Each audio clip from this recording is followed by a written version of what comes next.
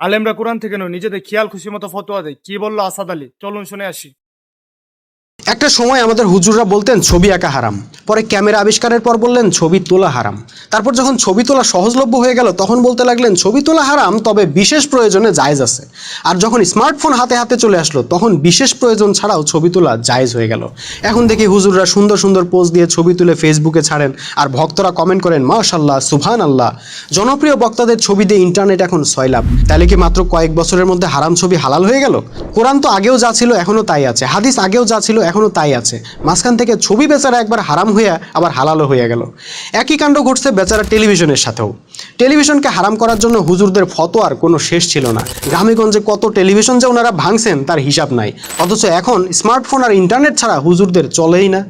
আমাদের হুজুররা যে আল্লাহর হুকুম মোতাবেক ফতোয়া দেয় না, নিজেদের খেয়াল খুশি মোতাবেক ফতোয়া দেয়, তার প্রমাণ তারা নিজেরাই দিতেছে।